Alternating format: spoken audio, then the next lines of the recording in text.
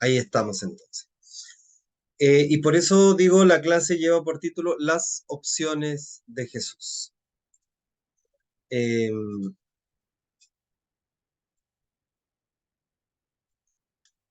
en la clase anterior nos centramos en el inicio de la misión de Jesús en su Galilea natal, ¿no? Ahí, eso fue lo que trabajamos la semana pasada, harán memoria, ¿no? Harán recuerdo. El objetivo de esta clase, en la presente clase vamos a profundizar en 4 aspectos que consideramos importantes en la misión de Jesús. A saber, la creación de una comunidad de vida y de misión. Jesús crea una comunidad. El celibato, hay un paréntesis, ¿no? El probable celibato de Jesús por el reino. En tercer lugar, la presencia de las mujeres en el grupo de Jesús y el cómo de la presencia de las mujeres en ese Ay, sí, grupo. Y finalmente, sí, la crisis Galilea. ¿Mm?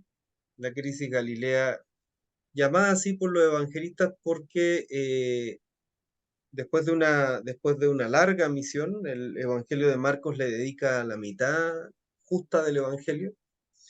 Eh, Después de una larga misión por Galilea, Jesús toma una decisión eh, que llama la atención porque en un primer momento, como vimos la clase anterior y como tratamos de destacar en la clase anterior, el reino de Dios eh, tenía por finalidad ser iniciado, ser realizado, ¿no? No iniciado, sino ser realizado en Galilea. ¿Mm? Y ahí recordarán ustedes unas pequeñas letritas en roja que teníamos, un párrafo, ¿no? Que Jesús había descubierto que los grandes proyectos surgen en la base, ¿se acuerdan, no? Y entonces resulta sí, llamativo finalmente por qué esta decisión de Jesús de abandonar la Galilea eh, y subir a Jerusalén, ¿no?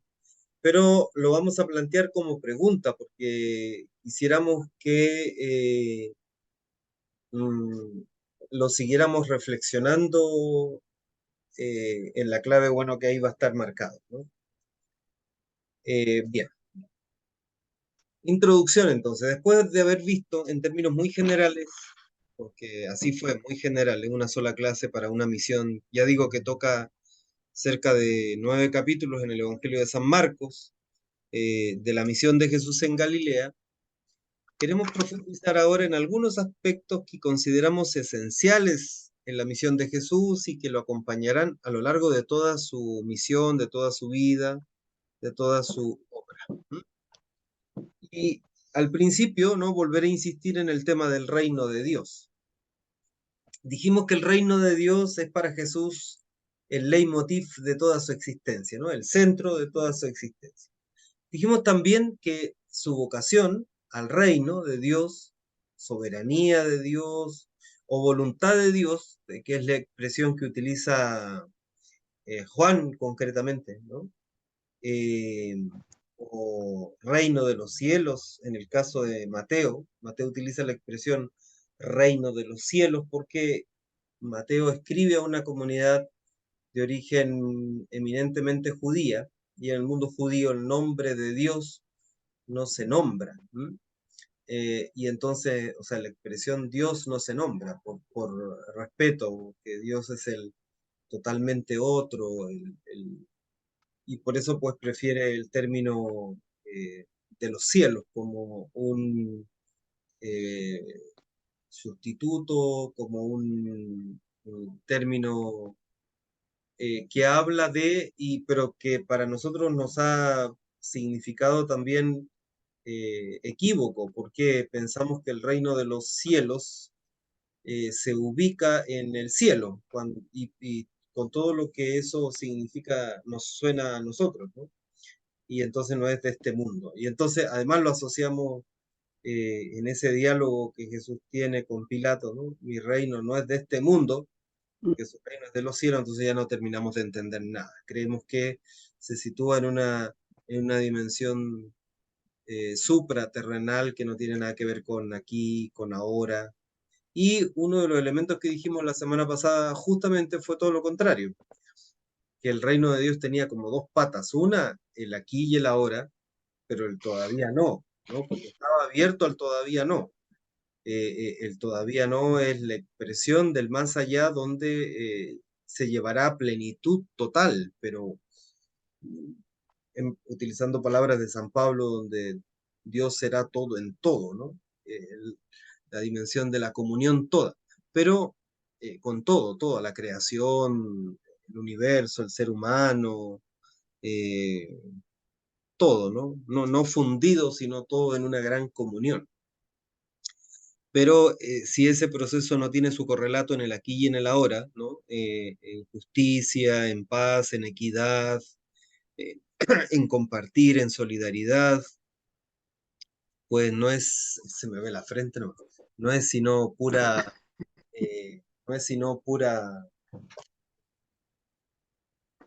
eh, ¿cómo es que diría eh, Marx? Opio, ¿no? Opio, el Marx joven, ¿no? Opio del pueblo, ¿no? Porque justamente nos desvirtúa de lo esencial, que es el aquí y el ahora, donde nosotros vivimos, donde nosotros padecemos, donde nosotros somos felices, donde nosotros nos morimos de hambre por inanición si no tenemos para comer. Por lo tanto, sería bien tonto, estúpido, pensar un reino de plenitud en la siguiente vida si el aquí y el ahora no lo tenemos relativamente cubierto, ¿no? Eh, Sería iluso pensar. No solo sería iluso, sino que sería el gran triunfo de los poderosos. Bien, eh, decíamos también que este reino es, es fruto de la experiencia espiritual, es fruto, perdón, de una experiencia espiritual determinante en la vida de Jesús, en su vida, y que los evangelios se expresan con el símbolo del cielo abierto y una voz que dice, este es mi hijo amado, recordarán, ¿no? Pero más bien, es toda esa simbólica quiere expresar mm, esa mutación que uno descubre en los evangelios y que descubre también a partir de lo que hemos ido diciendo, que surge a partir de, por un lado, primero su discipulado de Juan el Bautista y luego su cambio a esto lo que él llama el reino de Dios, que mm, sí, en su misión anterior, asociado por tanto a Juan, Jesús pensaba, percibía eh, que había que convertirse para que el reino de Dios llegara. Ahora lo central es el reino de Dios, la conversión vendrá después. El reino de Dios ha llegado y eso se trae consigo salud, trae plenitud y es en función de eso que solitos, digamos, nos vamos a vivir el proceso de transformación interior y de comunión que nos llevará al cambio, a la transformación, no al revés, como lo había pensado Juan. ¿Mm? Y ese detalle no es menor en el caso de Jesús, porque, insisto, lo suyo va a ser ir compartiendo su propia experiencia de reino y su propia experiencia de Dios. Decíamos, si uno lee las parábolas, a propósito de las parábolas, de la que hablamos muy rápidamente la semana pasada, uno logra percibir varios elementos, ¿no? Primero que está expuesto ahí elementos, algunos elementos del reino de Dios. Porque dijimos, ¿no? Los auditores directos de Jesús, cuando Jesús les habla del reino, lo entienden perfectamente qué es, ¿no? Y por eso repito la cita que poníamos el otro día, ¿no? El reino es un signo político-social. Dios se enfrenta a los poderes perversos de este mundo y especialmente al imperio de Satán, que divide, que, que, que es de alguna manera insolidaridad entre los seres humanos, etcétera, que se manifiesta en las potencias mundiales que habían venido dominando sobre el oriente, asirios, babilónicos, persas, seleucidas, romanos, y un punto suspensivo, porque deben ser puestos ahí también los imperios sucesivos que han ido dominando sobre el mundo, ya no solo sobre el Oriente, eh, donde surge el acontecimiento Jesús, sino el mundo ya globalizado, donde se mueven, viven los y las discípulos de Jesús, ¿no? Dios se enfrenta, por tanto, y vence a los poderes de opresión e injusticia que se extiende sobre el mundo. ¿No? Por tanto, insisto, así entendían el reino de Dios. Jesús le va a agregar un elemento experiencial, ¿no? Porque él vivirá en lo profundo de su ser una experiencia de Dios que le agregará, le pondrá su plus, digamos, eh, que le pondrá su plus a este reino, según lo entiende él, y que traerá consigo salud, traerá consigo vida, traerá plenitud, traerá solidaridad. Y por eso todos los signos que hace Jesús, ¿m? Por ejemplo, dar salud a los enfermos, compartir el pan, etcétera, etcétera, han de ser leídos en esa clave. Y un detalle, ¿no? Tanto es determinante en la vida de Jesús ese elemento, y tan contradictorio, por otro lado, resulta para Juan, que Juan, preso en Maqueronte, le manda a preguntar a su discípulo, con sus discípulos le manda a preguntar a su otro discípulo, a Jesús, oye, ¿eres tú o tenemos que esperar a otro? Y esa pregunta surge justamente del impacto que le produce lo que Juan ha escuchado de Jesús, ¿m? Que anda sanando enfermos, que anda resucitando muertos, que anda predicando otra cosa en definitiva, eh, que lo que él predicó. ¿Y cómo es que anda predicando otra cosa? Justamente porque para un judío del siglo primero, la enfermedad, la pobreza, la marginación, no son sino signos del pecado que uno ha cometido. Y recordar en ese sentido toda o, o la interesante reflexión que hay, por ejemplo, sobre la curación del sordo mudo. ¿M? Cuando los discípulos le preguntan, bueno, en este caso, ¿quién pecó? ¿Él o sus padres? Porque ha sido sordo mudo es ciego de nacimiento, es el ciego de nacimiento, ¿no? Eh, y entonces Jesús responde, bueno, ni él ni sus padres. Él lo sitúa en otro ámbito. Ni él ni sus padres. Esto sucede, acontece, esta sanación para dejar de manifiesto el reino de Dios. Y justamente nos sitúa en la clave de la que viene hablando el Evangelio, ¿no? El reino de Dios trae consigo vida, plenitud, salud, vida en tanto tenemos algunos signos de resurrección, aunque se sitúen, o hoy día los exégetas lo sitúen a nivel del símbolo, más que de la realidad real, digamos, esta. Eh, Más allá de eso, lo que intentan decirnos es que el reino de Dios trae consigo eso, vida, ¿m? Salud, fraternidad, solidaridad. ¿Qué era? ¿Ciego de nacimiento o... Bueno, ya, bueno. Para eso te tengo aquí, ¿qué crees? Bien. eh, Ahora bien, en sus parábolas y en su acción nos va dando Jesús las dimensiones de ese reino. Y volvemos al tema del reino, porque la semana pasada hablamos bastante del tema del reino, en función, ¿por qué es en función de este reino? Sí. Es el ciego de nacimiento. Muy bien, muy bien. Gracias, colaborador. Porque es justamente en función de este reino que Jesús va a definir sus opciones personales, que es el leitmotiv de esta clase. ¿Mm?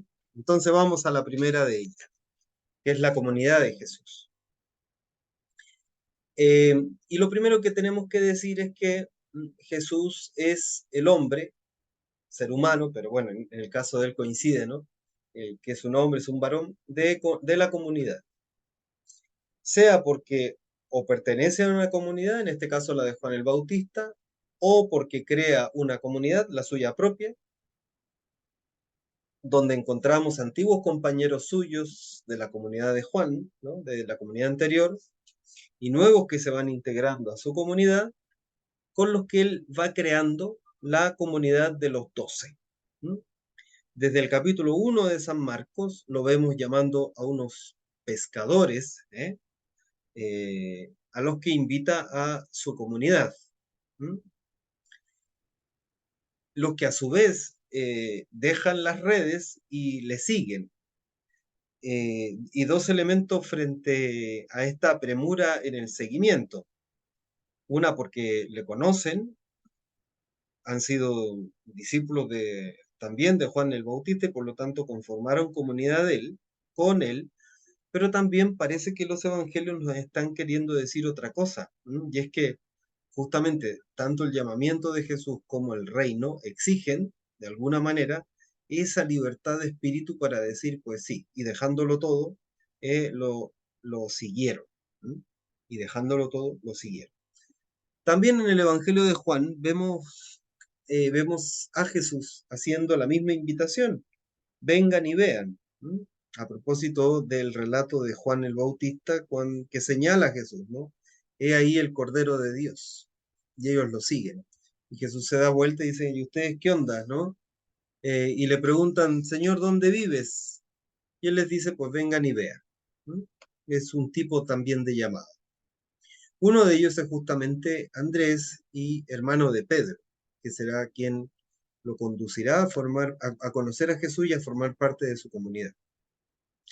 Y lo mismo vemos en Lucas 5:11, ¿no? Ante la manifestación de su vocación, dice el texto, amarrando las barcas, lo dejaron todo y le siguieron. ¿Y cuál es la manifestación de su vocación? Yo los haré pescadores de hombres. Em, yo los haré pescadores de hombres. ¿Para qué entonces convoca a otros? Bueno, los convoca para ser pescadores de hombres, es decir, convocadores de seres humanos para compartir la experiencia del reino de Dios. Para eso es que convoca Jesús, ¿no? Eh, y habría que, antes de ir al segundo parrafito, habría que distinguir como en la comunidad de Jesús hay diversos niveles de participación de esa comunidad. Pero ha de ser entendido estos niveles no desde una perspectiva jerárquica, eh, sino más bien ministeriales, es decir, de servicio. Porque entonces, si no, terminamos creando los mismos paradigmas y se contradecirá con lo que vamos a decir después, el tema de las mujeres en la comunidad de Jesús, terminamos siguiendo los mismos patrones, patrones, muy bien dicho, ¿no? Los mismos patrones patriarcales de la sociedad de Jesús, ¿m? De la sociedad en la que le tocó nacer a Jesús. Por lo tanto, un elemento esencial en esta convocatoria no es que Jesús establezca jerarquías entre unos y otros, sino que dentro del seguimiento que impone Jesús, impone en el sentido de que la misión tiene sus exigencias, por ejemplo, es una misión itinerante, y por lo tanto dentro de una misión itinerante no todo el mundo le puede seguir. Algunos le siguen, ¿eh? No conocemos a la esposa, no sabemos cómo se llamaba la esposa de Pedro, pero o tenía esposa, o era viuda, porque tenía suegras, digamos, ¿no? Eh, por lo tanto, pero sabemos que tiene suegra, pero no el nombre de su esposa. ¿Qué pasa a su esposa? ¿Qué pasa, digamos, ¿no? Con su esposa. Hay una interpretación ahí bien interesante porque dice que eh, estoy haciendo exégesis, no estoy haciendo farándula, ¿no? Eh, que eh,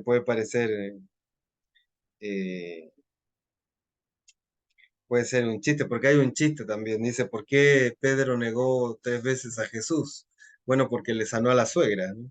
Pero bueno, más allá del chiste, digamos, dice que la suegra de Pedro está con fiebres, ¿no?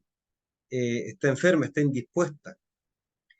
¿Y en qué consiste esta indisposición de la suegra de Pedro? Bueno, hay un exégesis que dice que la indisposición de la suegra es personal hacia Jesús y tiene que ver con esta exigencia de la misión, de la libertad para la misión. Lo que está haciendo Jesús es no necesariamente romper una familia, pero sí romper el orden patriarcal machista donde eh, tanto el hombre se debe a su casa, a su familia, a su esposa, a sus hijos, como la mujer, por otra parte, en tanto propiedad del hombre, se debe a su esposo, a sus hijos, a su familia, ¿no?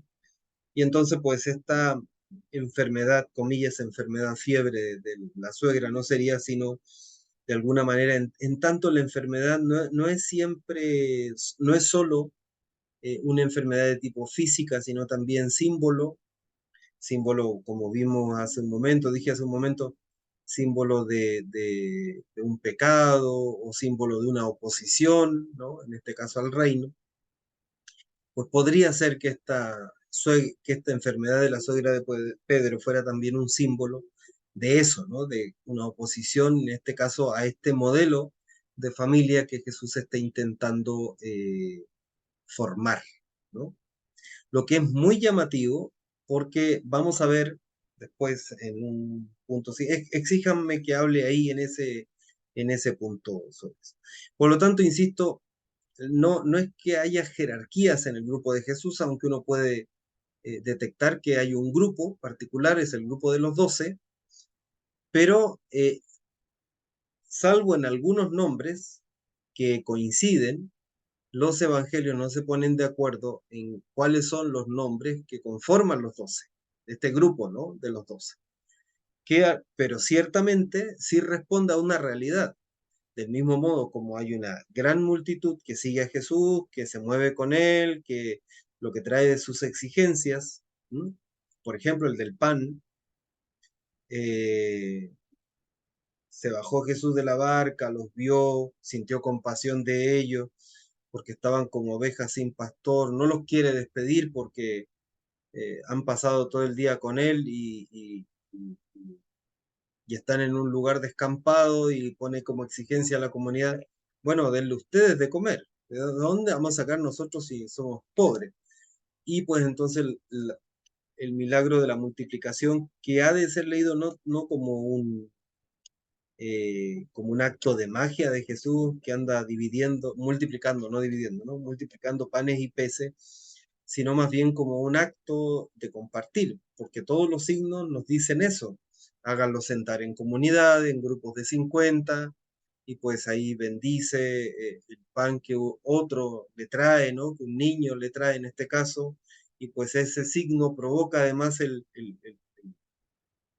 que también los otros, cada uno abra su bolsa y saque lo que tiene, mucho, poco. Y bueno, el mensaje de ese acto es, bueno, eh, cuando compartimos, resulta que alcanza para todos y sobra, además, ¿no? Porque dice el texto, llenaron además 12 canastas o 7 canastas de panes y peces de lo que sobró. O sea, cuando compartimos, no solo alcanza para todos, sino que además sobra. ¿Mm? Por lo tanto, 12, esta gran comunidad que va siguiendo a Jesús de aquí para allá, pero hay una comunidad llamada de los 12, insisto que no es una comunidad fija, porque insisto, no,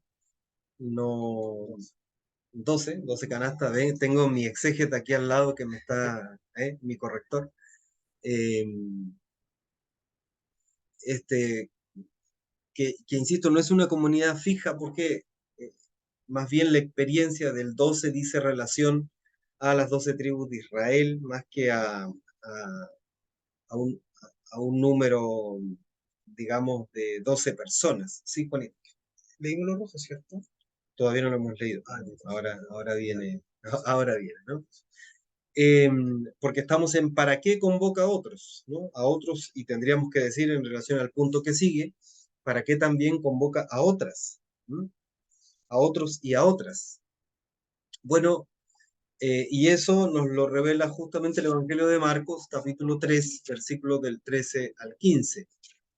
Dice, Jesús subió a la montaña, fue llamando a los que él quiso y se fueron con él. Y nombró a los 12, a quienes llamó apóstoles, para que estuvieran con él y para enviarlos a predicar con poder para expulsar demonios. Dos elementos antes del rojo, del rojito, ¿no?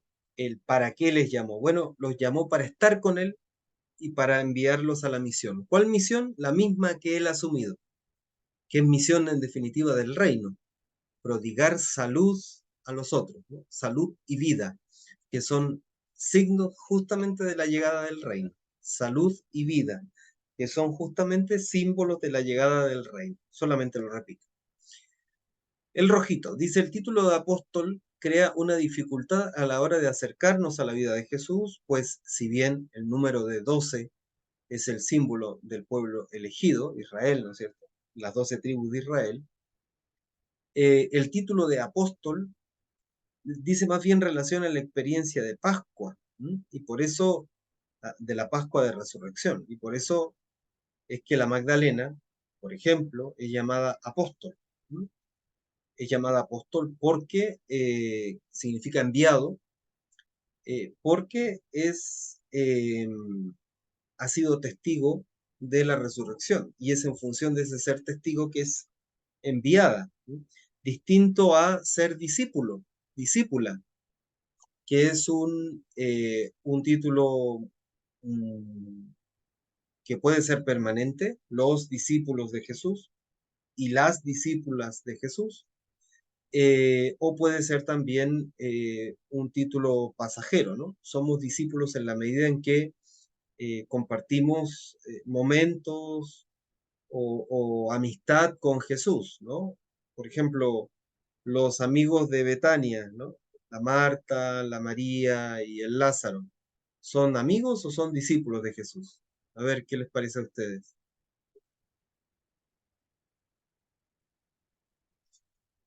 Ajá. Pues tendríamos que decir que las dos cosas, porque también los discípulos, los otros, ¿no? El Pedro, el Juan, el Andrés, el Santiago, eh, han creado una comunidad de amistad, de seguimiento, de misión, de compartir el pan, y si bien reconocen en Jesús al Maestro, lo reconocen, digo, como Maestro, eh, es un Maestro cercano, ¿no? Que no establece jerarquías, porque lo suyo y es bien interesante, eh, yo pues siempre digo, eh, decía, porque ya no lo digo, pues ya no predico, no me toca predicar ya lo en el culto, pero decía, en Semana Santa particularmente, Jesús es el hombre del símbolo, se maneja muy bien con el símbolo, y es que, bueno, forma parte de un elemento central de la cultura semita, el símbolo propiamente tal. Todos los seres humanos somos simbólicos, por eso regalamos flores a nuestra enamorada, por eso le regalamos chocolate, no para que se ponga gorda, sino para que endulce la vida, ¿no? En fin, somos animales no solo racionales, sino además simbólicos. Pero Jesús maneja muy bien el tema del símbolo y por eso, por ejemplo, entra en un burro a Jerusalén. Con ello quiere expresar que lo suyo es un reino pacífico, pero maneja también muy bien el símbolo. Recordarán ustedes el diálogo a propósito del impuesto al César o no. ¿Qué es lo que pide para hablar del tema? Una moneda. Pide una moneda para hacer patente el signo. Bueno, ¿qué está contenido en el símbolo, en este signo de la moneda? Pues el César. Al César lo que es del César, a Dios lo que es de Dios. ¿Qué le pertenece a Dios? El ser humano. Eso le pertenece a Dios, ¿no? El ser humano con su dignidad, el ser humano con su, eh, con todo su ser. Y por eso hay que pagar entonces, hay que pagar el impuesto al César. No, no hay que pagar el impuesto al César. Nosotros hemos hecho una interpretación muy, sobre todo, más que nosotros, el poder ha hecho una interpretación bastante frívola de la respuesta de Jesús, ¿no? intentando como que separar los ámbitos, ¿no? Una cosa es lo social, lo político, y aquí, por otro lado, lo religioso, cosa que es impensable en una cultura teocrática como la cultura judía de Jesús, ¿no? Donde todo lo hemos visto, ¿no? A lo largo, desde la primera clase o desde la segunda, para ser más sincero, porque en la primera solo hablamos de un poco cuáles iban a ser los grandes lineamientos de este curso, pero todo, la ley se mete en los ámbitos más, diríamos, personales de la vida, hasta en la cama, digamos, ¿no? Hasta en las opciones más fundamentales de la existencia. Por lo tanto, es impensable, digamos, esta interpretación que ya digo ha sido muy provechosa para el poder, cuando le conviene no hacer esta distinción entre una cosa es el ámbito social, ya digo político, y otra es el ámbito religioso, y estos dos ámbitos no se pueden juntar nunca, como si fueran elementos separados de la vida humana, ¿no? Evidentemente mi participación o no participación, mi vida está marcada también por el hecho político. En la medida en que mi vida está marcada por el hecho político, eh, desde mi mm, marco, ¿no? Confesional, yo debo elaborar mi propia posición político-social, ¿no? Independiente de cuál sea, no hay una no hay una que la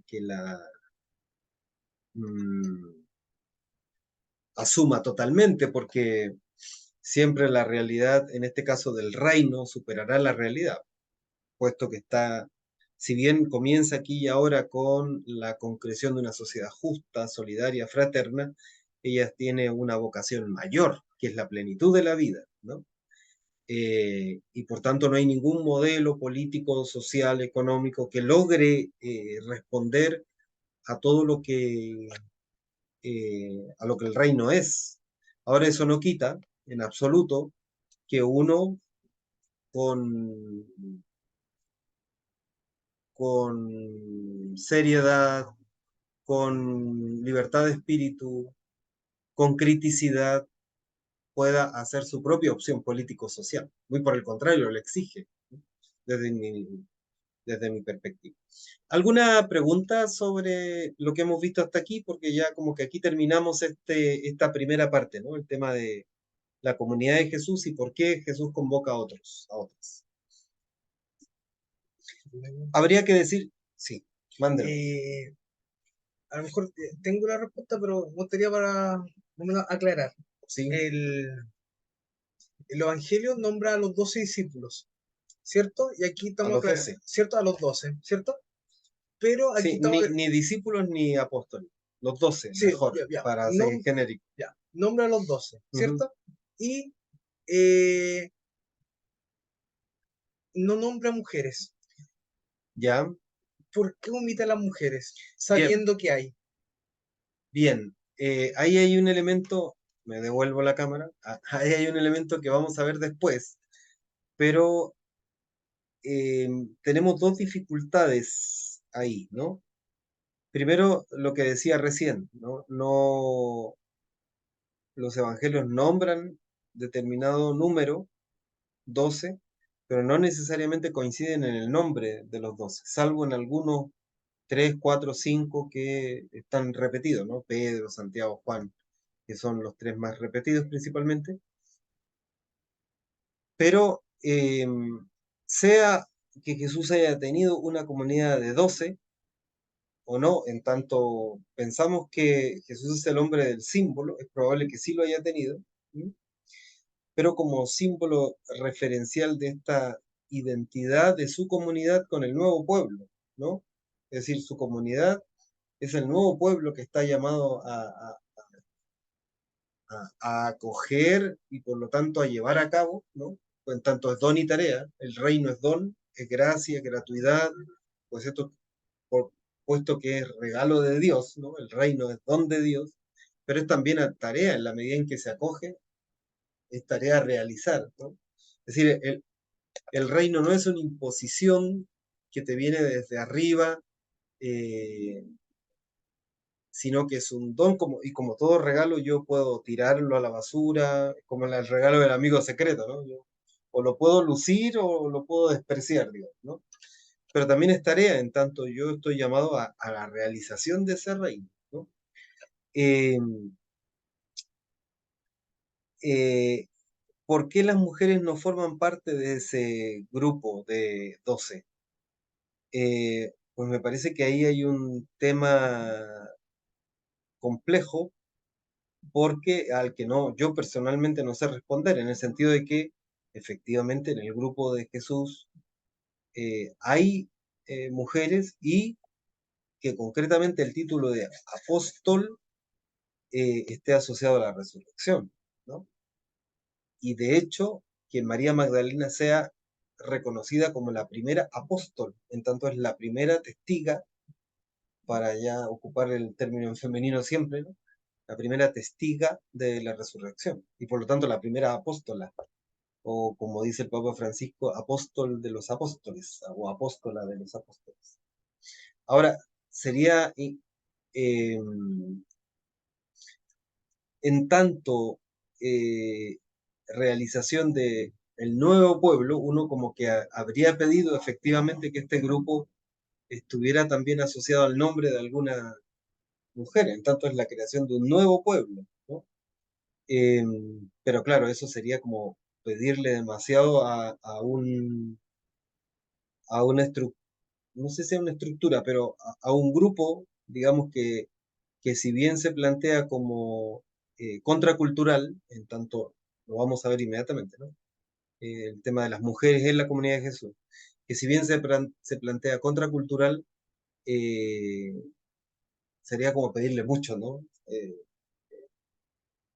Aunque en la práctica, y en la práctica muy concreta, porque cuando uno lee las cartas de San Pablo, por ejemplo, se encuentra con que está hablando a dirigentes de comunidades, a dirigentes de comunidades, ¿no? La Chloé, en el caso de la carta a los Corintios, saluda a las Junias o a la Junia con su esposo, digamos, ¿no? Que son importantes en la comunidad y que reciben este título de apóstoles, apóstolas, ¿no? Entonces, pero no, no, habría que hincarle más el diente, ¿no? Pero ya digo, nos moveríamos siempre en el ámbito de la elucubración más que de la realidad, porque la realidad es que no aparece ningún nombre, en este grupo de los 12 no aparece nunca un nombre femenino. Sí, querida Nelly, dice la Nelly que tiene una pregunta. ¿Cuál es la pregunta? Hola a todos, disculpe que Hola a no abra la todas. cámara, pero tengo mala señal. Bueno, Mi pregunta es, tú hablaste esto un poco de que Mateo es ujú, el responsable de decir reino de los cielos, ¿verdad? sí, Que él acuñó esa frase. sí, Em, ¿Cómo mi duda es cómo hacerlo desde el ámbito pastoral? Porque es una expresión equívoca, ¿cierto? Porque sitúa el reino de Dios en el más allá, algo inalcanzable, sí, para la otra vida, como dijiste tú. Entonces, sí, ¿cómo desde lo pastoral, cómo cambiamos eso? Porque no es solamente, siento yo, no es solo cambiar la expresión, sino que a esa expresión hay que darle un contenido. O sea, ¿cómo em, no basta con decir, hoy si en realidad hubo un error o no es así, no es reino de los cielos, sino que es reino de Dios? ¿Cómo darle la vuelta, cómo resituarlo desde el ambiente, desde el ámbito pastoral, pero que a la vez sea convincente? ¿Me entiendes? ¿Se sí, entiende la pregunta? absolutamente claro. De hecho, yo comenzaría por ahí. Es decir, lo que está planteando Mateo es un tema pastoral y es cómo hablar él está hablando, decíamos recién, él está hablando de una comunidad cristiana, por supuesto, pero que está compuesta por judíos. Y por lo tanto, puesto que está hablando a judíos que son respetuosos del nombre de Dios, él toma una opción pastoral, en este caso con la expresión reino de Dios, toma una opción pastoral para hablar del reino pero esta opción pastoral es recogida por una comunidad que entiende. ¿Mm? Es decir, cuando los judíos de la comunidad, los cristianos judíos de la comunidad de Mateo escuchan hablar de la expresión reino de Dios, perdón, reino de los cielos, entienden perfectamente que se está refiriendo a esta realidad que Jesús instauró, que tiene que ver con esto que decíamos antes. Solo vuelvo para em, aquí, ¿no?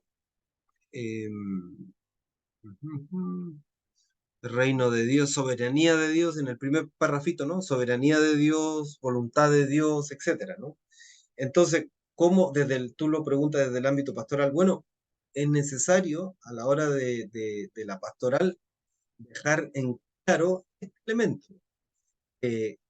Razones pastorales, justamente, Mateo tomó una decisión pastoral, terminológica, pero quienes lo escuchan a Mateo, quienes escuchan el Evangelio de Mateo, la comunidad de Mateo, entienden perfectamente que cuando Mateo está hablando del reino de los cielos, está hablando en definitiva del reino que predicó Jesús. Pero aquí hay un elemento que es importante no olvidar, y es que cuando Jesús está hablando del reino de los cielos, del reino de Dios, de la voluntad de Dios, como cada uno le quiere llamar, o la soberanía de Dios, como dijo Rogelio en el retiro del miércoles pasado, está haciendo referencia a esta realidad que es don, en tanto es regalo de Dios, que es don para el presente, que es regalo para el presente, que debe ser acogido como regalo, es decir, como don que se da gratuitamente, que se ha de poner en movimiento en la medida en que yo, Adrián, yo Juanito, yo Nora, yo Vivi, yo Nelly y los participantes que hoy día no están, han de acoger y poner en activo ese reino en una vida eh, que reproduce la justicia, que se traduce en solidaridad, etcétera, etcétera, pero que está orientado aún todavía no, que será plenitud y que solo encontrará plenitud en el más allá, ahí sí, ¿no? En el más allá, en el cielo. Es esa otra realidad que nos supera absolutamente, porque nosotros le llamamos el cielo, incluso ya desde nuestra teología cristiana, le llamamos el cielo, pero evidentemente no se sitúa en el cielo, ¿no? Eh, y evidentemente no necesariamente se sitúa en un lugar físico, sino que es la concreción de la plenitud que aquí hemos soñado, ¿no? Y Jesús, de alguna manera, el pensamiento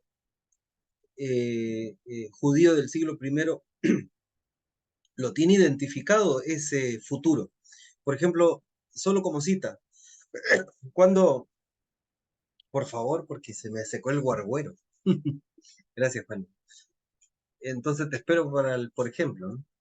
Para que no te perdáis el por ejemplo, ya que va a ir a buscar agüita.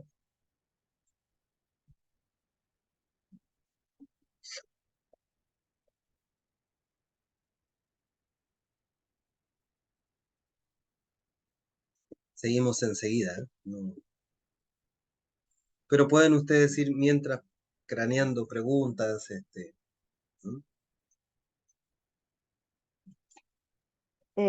Adrián, y ahí surge también muy relacionado con lo que estamos hablando, esto de cómo hacer que nuestros sacerdotes, quienes son los que predican, la mayoría predican, eh, como que, a ver, que se sitúen a quien les hablan, así como cada evangelista lo hizo, eh, porque hablan hacia una masa, pero a mí me pasa eso siempre cuando voy a la misa, que siento que es descontextualizada la predicación, que no tienen idea a quién le hablan, eh, que el mensaje queda como en una nube etérea, que no, eso me pasa, que no, Bueno, tú eh, lleva eso pref- al extremo y digo, piénsate a un cura que le toca predicar o en un funeral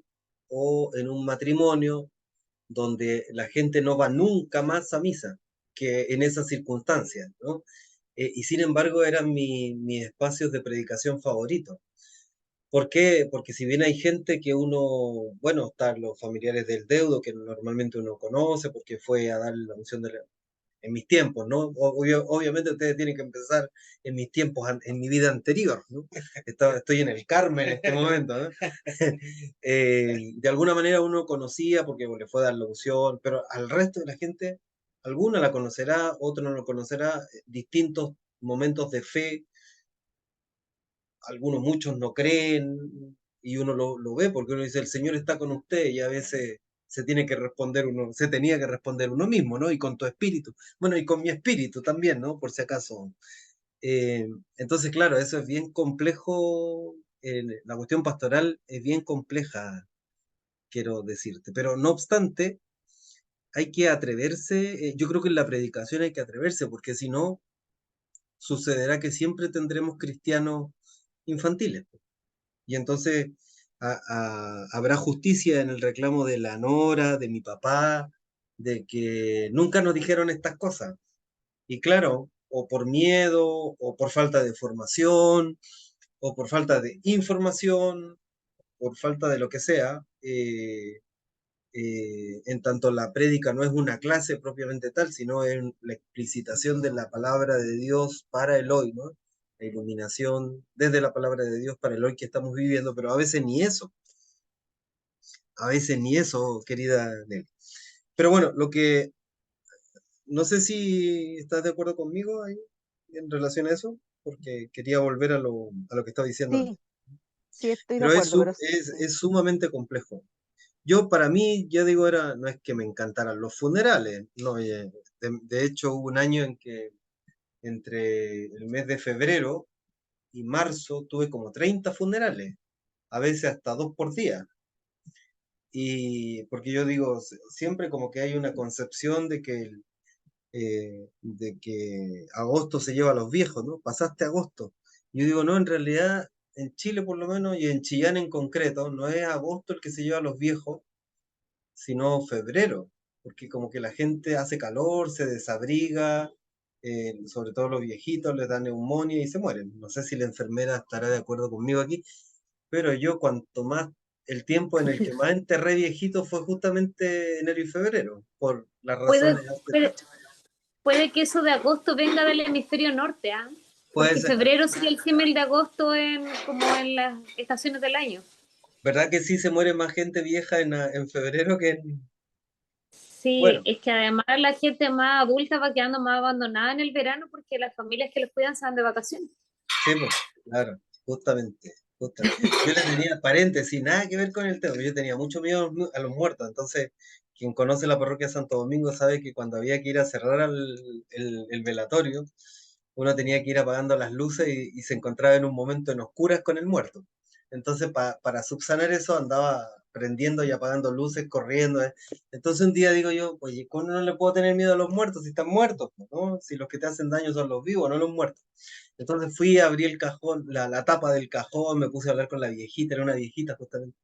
Me puse a hablar con ella, me reconcilié, le di unos besos y me fui, pues, porque claro, qué tontería no tenerle miedo a los muertos. En fin, pero volviendo al tema que nos atañe, quería poner el ejemplo del tema de Jesús. Y entonces decía, ¿cuándo se recordarán ustedes, no? Dice, dentro de los muchos grupos que se acercan a disputar con Jesús, se acercan unos saduceos, que paréntesis dice el Evangelio, ¿no? Paréntesis, no creen en la resurrección, y le hacen una pregunta idiota a Jesús, ¿no? Y dice, bueno, a ver Jesús, dice, tú que crees en la resurrección, te vamos a hacer una pregunta. Fulana, X, se casó con un hombre, el hombre se murió, no le dio hijo, por la ley del levirato se tuvo que casar con el hermano del muerto, también se murió y no le dio hijo, y así con los 7 hermanos, tenían 7 hermanos. Entonces se casó con los 7. Cuando en la resurrección de los muertos, ¿de quién va a ser esposa? Porque fue esposa de todos, ¿no? Y responde Jesús, ustedes no cachan una, po, porque cuando resucitemos, dice él, eh, no nos casaremos, seremos como ángeles, ¿no? ¿Qué quiere decir Jesús? A nosotros no, a nosotros cristianos de hoy nos surge así un interrogante del porte no sé, de un edificio de 27, de 27 departamentos en el que estoy yo. Porque la verdad no, claro, para los judíos del siglo primero le diría mucho eso de seremos como ángeles, pero a nosotros no nos dice mucho, ¿no? Porque tampoco es que creamos mucho ya en los ángeles, pero un judío del siglo primero sí cree en eso, ¿no?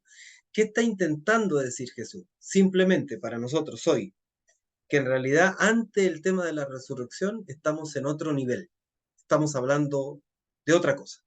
Y por lo tanto, si tú piensas que la resurrección, el más allá, el cielo, el futuro, es solo proyección del presente, te equivocas, ¿no?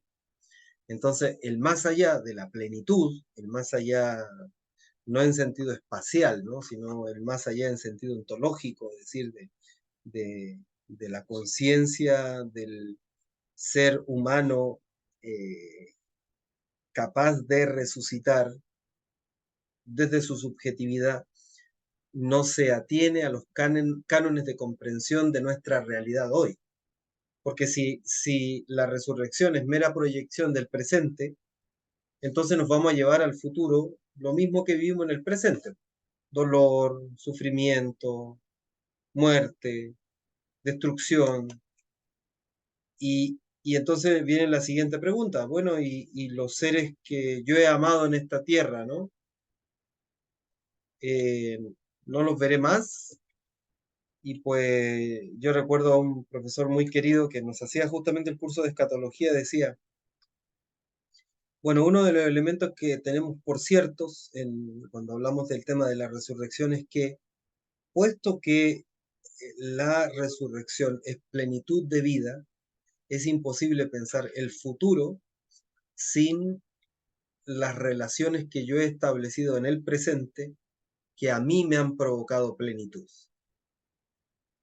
Y entonces, pues, uno tiene que pensar ahí, bueno, a ver, ¿a quién yo he amado y quién me ha amado? Es decir, ¿en quién yo he encontrado este diálogo de amor? Dígase padres, hijos, esposo, esposa, eh, no sé, ¿no? Cada una tendrá que discernir ahí. ¿Quién?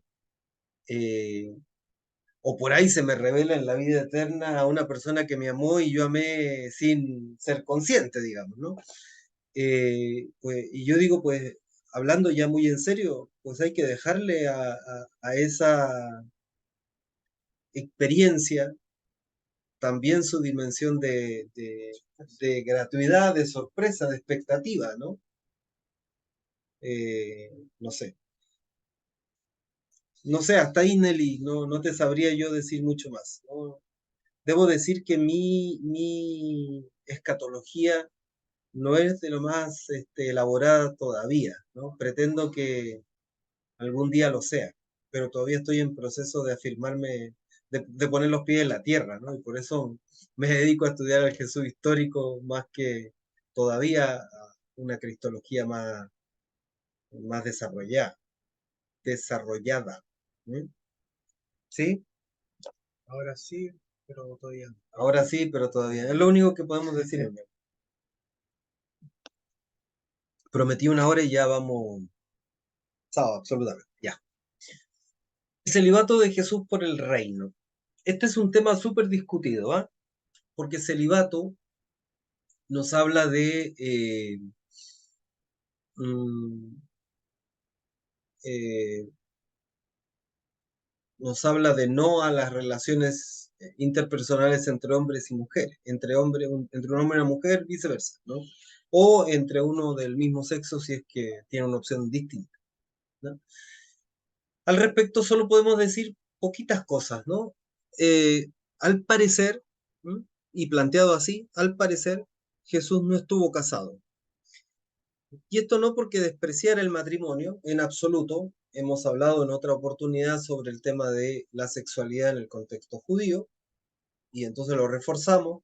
Para la tradición israelita, el hombre y la mujer han de casarse porque tienen una visión positiva casarse para la progenie, y además desde la promesa, ¿no? de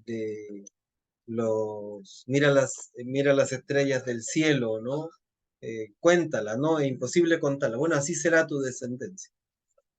Bueno, sin embargo, ello no excluye el papel del eunuco y la mujer soltera o estéril si son fieles a Dios, ¿no? Eso uno lo puede ver en la sabiduría, en Isaías 56, 3, 5.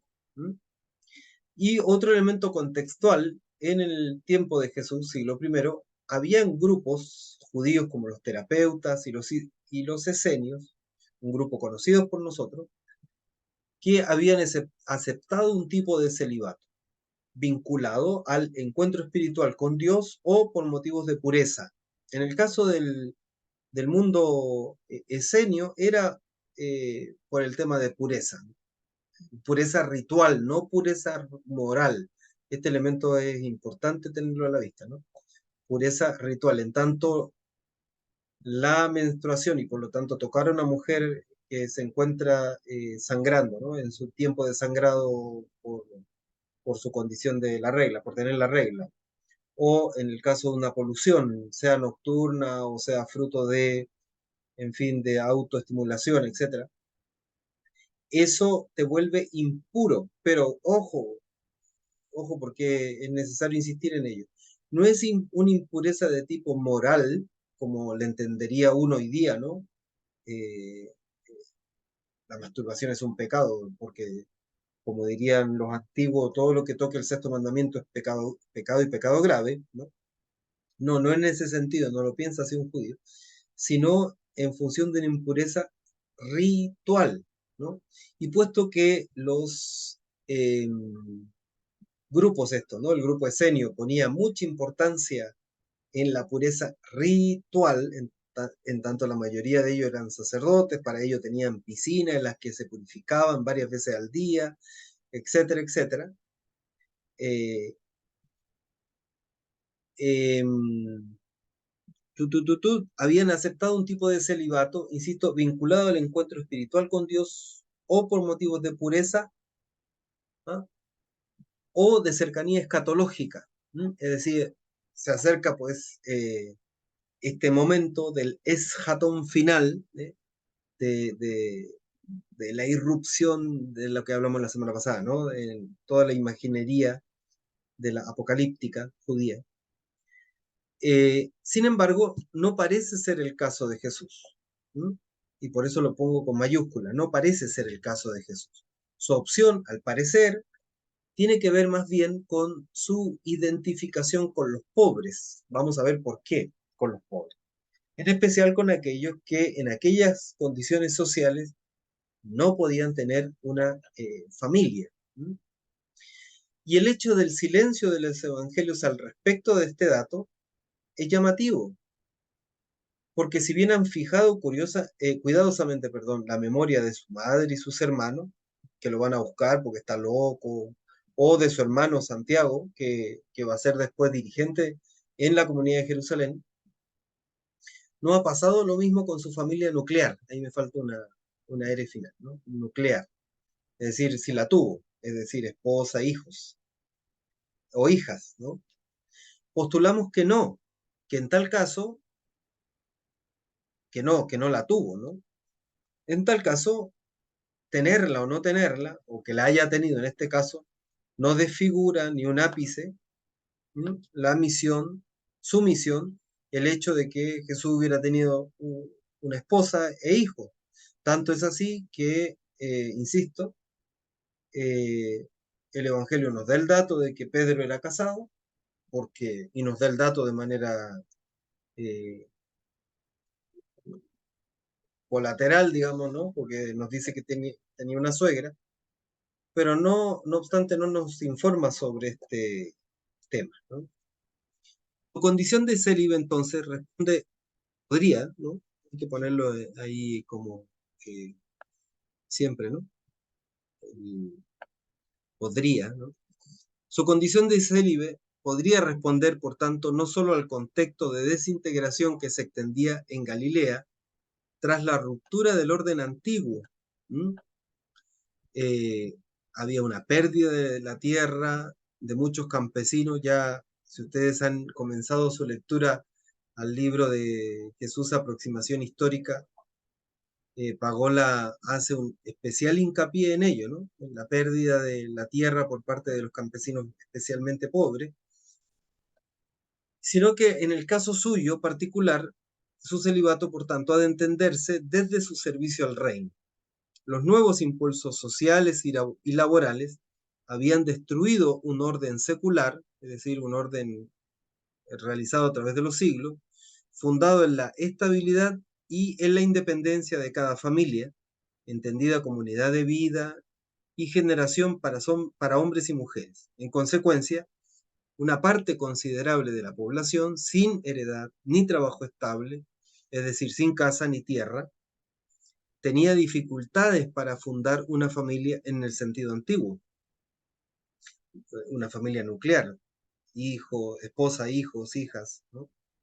Sin embargo, él buscó y puso en marcha un tipo de fidelidad y familia que superaba el orden patriarcal antiguo, y eso lo vamos a ver, pero así de patente en el Evangelio. Por lo tanto, postulamos que su opción ha de ser entendida desde su servicio al reino. Por lo tanto, ¿qué quiero decir con ello?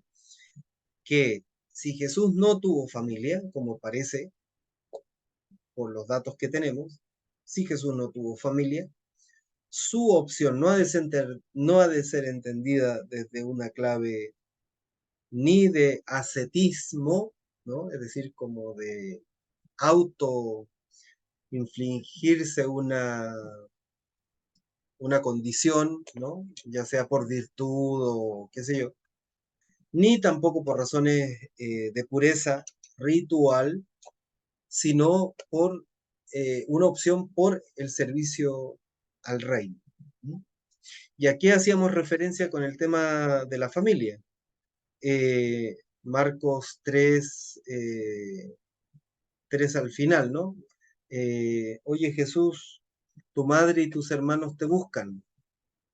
Y Jesús responde, Jesús que está en la sinagoga, responde, ¿quiénes son mi madre y mis hermanos?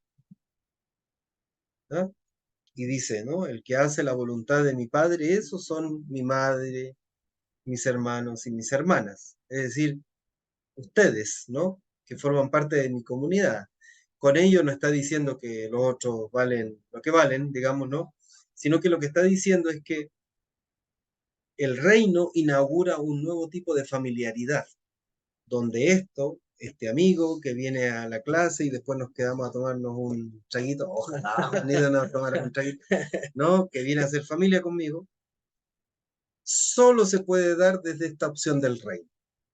Y en la medida en que se da desde esta opción del reino, surgen elementos muy interesantes como la solidaridad, la familiaridad, eh, eh, eh, la comunión dentro, no de que pensemos iguales, ¿no? Sino que la comunión dentro de nuestra diversidad, etcétera, etcétera, etcétera. ¿Sí? Vamos allá. ¿Hasta ahí algún elemento?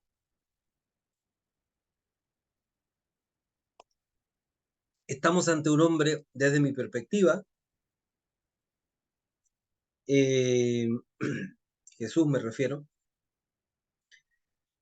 que ha alcanzado una madurez humana tal que puede relacionarse indistintamente con hombres y mujeres desde la afectividad, desde el amor, desde el respeto,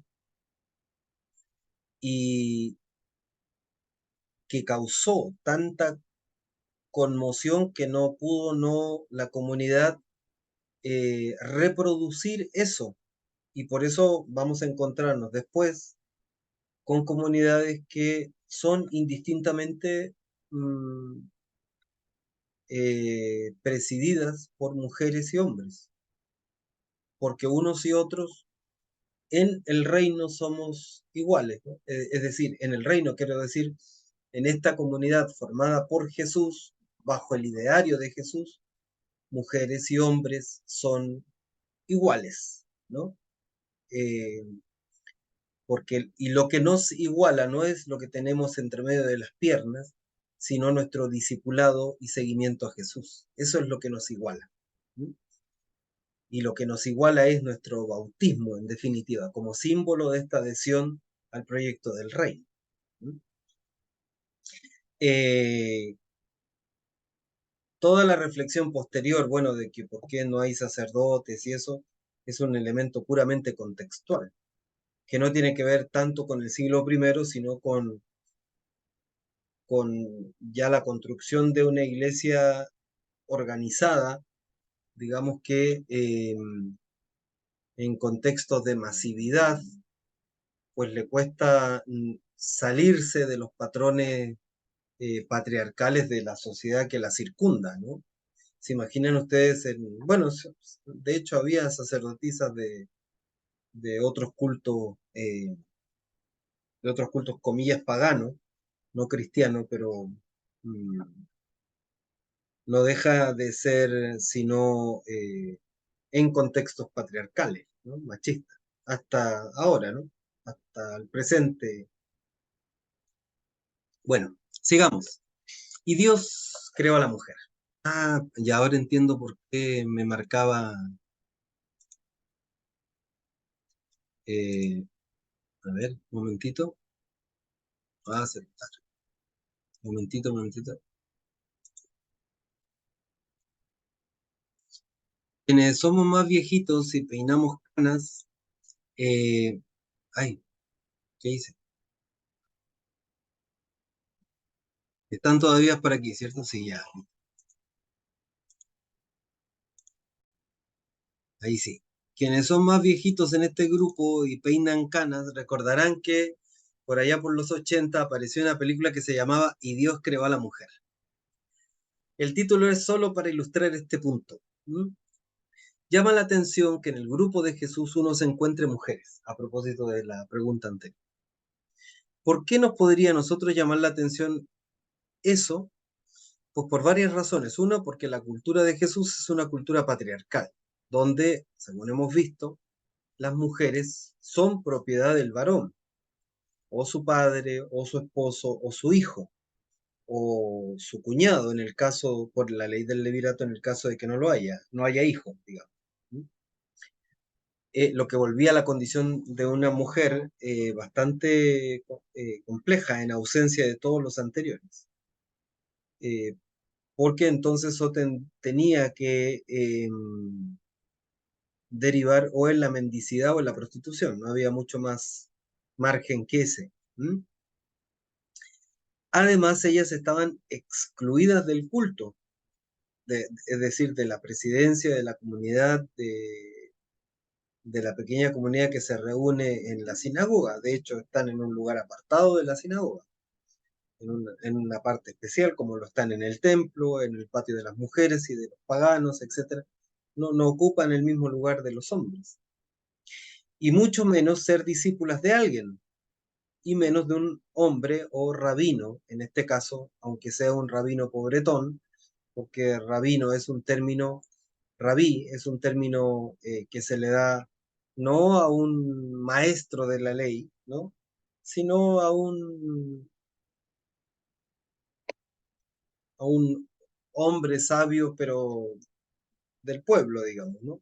No, no, no tiene la categoría de un abogado maestro de la ley que domina, maneja la ley, ¿no? Por eso se le cuestiona a Jesús por qué interpreta de tal o cual manera la ley.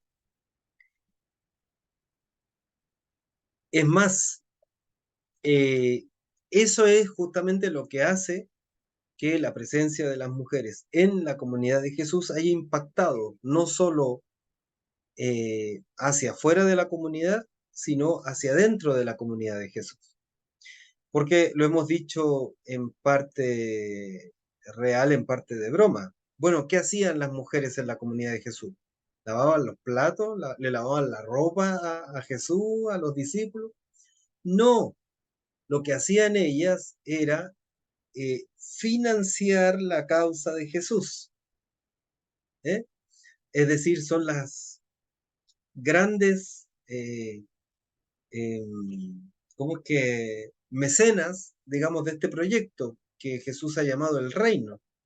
Es decir, tenemos reino porque lo financiaron las mujeres, eso quiero decir, ¿no?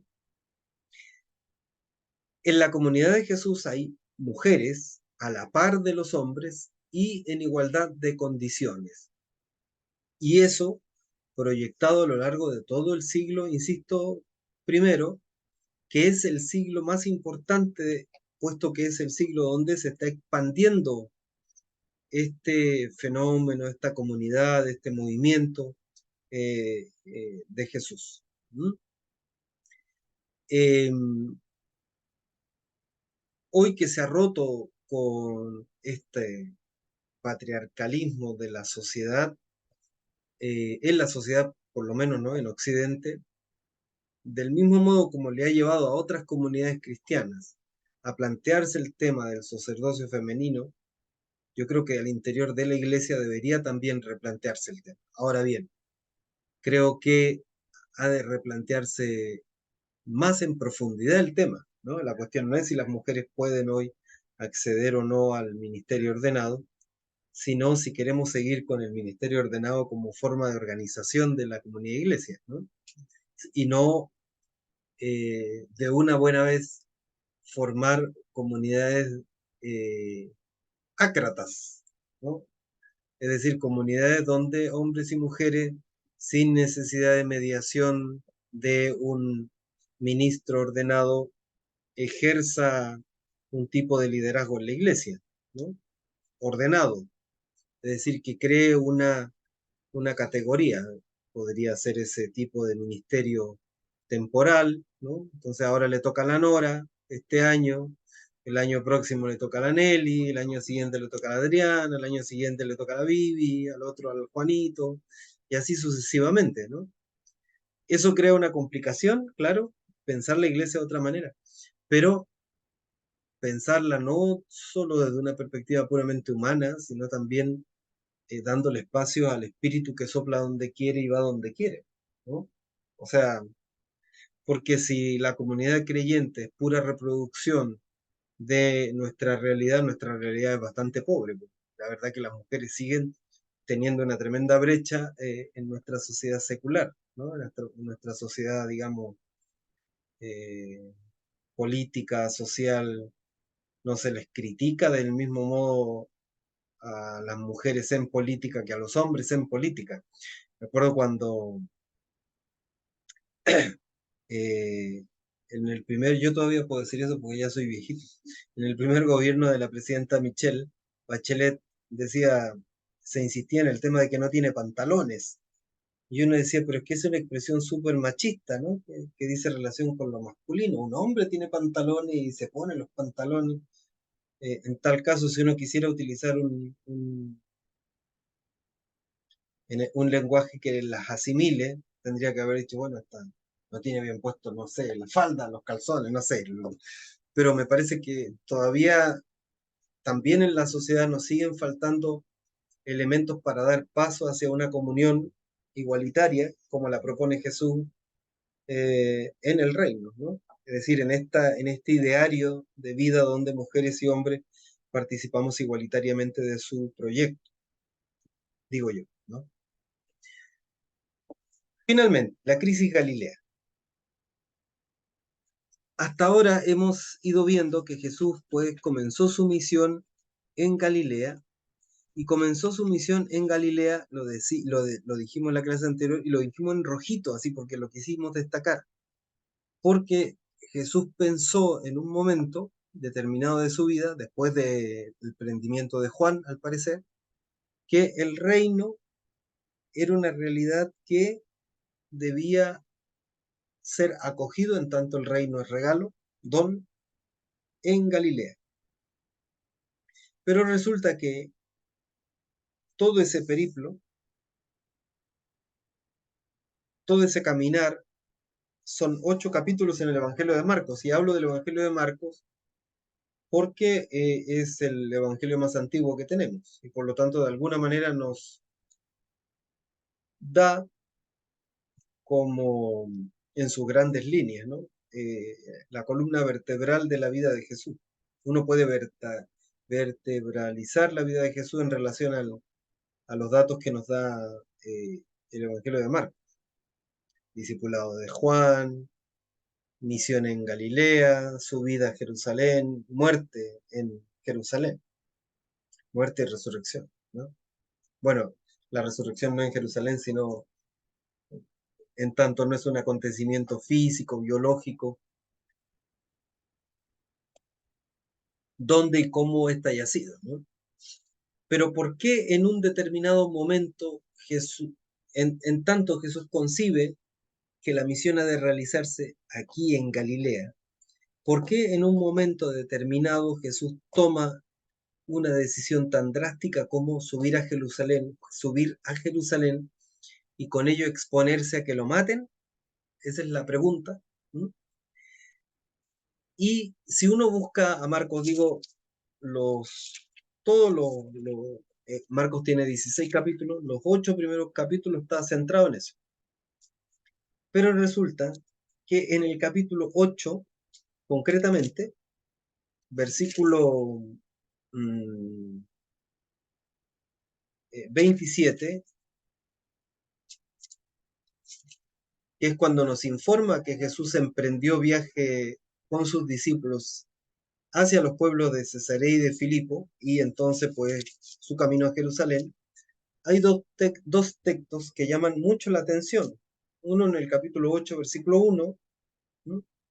Da de comer a unos 4.000, dice, es decir, la multiplicación de los panes, y a esa multiplicación le siguen dos textos que dicen relación con la ceguera de sus discípulos. Dice, versículo 13, eh,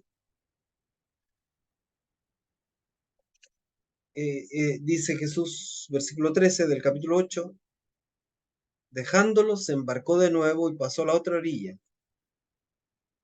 Se habían olvidado de llevar pan y solo tenían un pan en la barca. Él les daba esta recomendación: estén atentos, cuídense de la levadura de los fariseos y de la de los herodianos, porque ellos discutían porque no tenían pan. Cayendo en cuenta, Jesús les dice, bueno, ¿por qué discuten que no tienen pan? ¿Todavía no entienden ni comprenden? ¿Tienen acaso la mente cerrada? ¿Tienen ojos y no ven? ¿Tienen oídos y no oyen? ¿No se acuerdan? ¿Eh? Y luego pone otro texto, que es el ciego de Betsaida. El evangelista, al parecer, quiere expresar con la imagen del ciego de Betsaida, justamente reforzar la idea esta de que los discípulos andan más perdidos que el teniente Bello, diríamos en buen chileno. Y es más, si eso a uno le suma la escena que sigue, que está en el versículo 27 del capítulo 8, cuando les pregunta, ¿quién dicen que soy yo? Y ellos le responden que Juan el Bautista, qué sé yo, otros que Elías, es decir, la profesión, eh, la vocación profética de Jesús, que si bien él concuerda con eso, el evangelista pone en boca de Pedro una confesión de fe, el tema del mesianismo, y les ordena que no digan nada a nadie. Y comienza la primera explicación de la pasión. Es decir, Jesús explica por primera vez que sube a Jerusalén a morir. Y está en la ceguera de los discípulos que Pedro le dice, en absoluto te suceda eso. A lo que responde Jesús, detrás de mí, Satanás. Tú no piensas como Dios, piensas como los seres humanos, piensas como los hombres, ¿no? Es decir, le, le tira a Jesús uno de los peores piropos, o sea, o de los peores insultos, como quiera, ¿no? Que se le puede decir a un judío. Lo llama Satanás, que es el príncipe de todos los demonios. Tus pensamientos son los de los hombres, no son los de Dios. Y luego, va a poner en el camino, porque esta idea de la ceguera de los discípulos no es que la resuelva Jesús, sigue en el camino hacia Jerusalén. Pondrá luego un diálogo entre los hijos de Zebedeo que van conversando y le piden a Jesús los primeros puestos en su reino. Es decir, los discípulos están tan enceguecidos, diríamos, que no han entendido la misión del Galileo, no han entendido la misión de Jesús, como tampoco lo hemos entendido probablemente los lectores del Evangelio, y por eso los lectores del Evangelio, o por eso el Evangelio es como una pedagogía de ir adentrándonos a la persona de Jesús. Toda la primera parte del Evangelio de Marcos tiene por finalidad responder a la pregunta ¿quién es Jesús? Resuelta la pregunta, en el capítulo 8, versículo 29, perdón, 29, tú eres el Mesías, recién comienza la explicación, bueno, ¿en qué consiste el mesianismo de Jesús? Y por lo tanto, pedagógicamente, el Evangelio nos va a ir llevando de la mano a lo que a Jesús le costó toda su vida, digamos, entender. No solo a los discípulos, sino al mismo Jesús, que probablemente al final de su vida, es decir, ya por subir a la cruz, entienda que lo suyo no es solo ser un profeta, no es solo ser un discípulo de Juan, no es solo ser un tecnón, es decir, un fabricante de casa, un mueblista o, ¿cómo se llama? Sí, carpintero. No es solo ser un profeta mesiánico, no solo ser un mesías, sino además qué significado tiene eso para la comunidad, para el mismo Jesús y para la comunidad de todos los tiempos. Y en ese proceso hay que leer esta crisis como ese momento de transformación, de mutación, de una vocación a otra vocación. En este proceso de ir Jesús autoclarificando su vocación. Y por eso, ¿por qué Jesús toma esta decisión? ¿Qué pasó? Perdón por las faltas de tilde, pero mi computador, mi teclado está desconfigurado, no lo puedo configurar. ¿Qué pasó que no llegó el reino en Galilea que le llevó a tomar la decisión a Jesús de subir a Jerusalén? Preguntas de ese tipo vamos a responder la próxima semana. Que tengan muy buena noche. Buenas noches, profesor.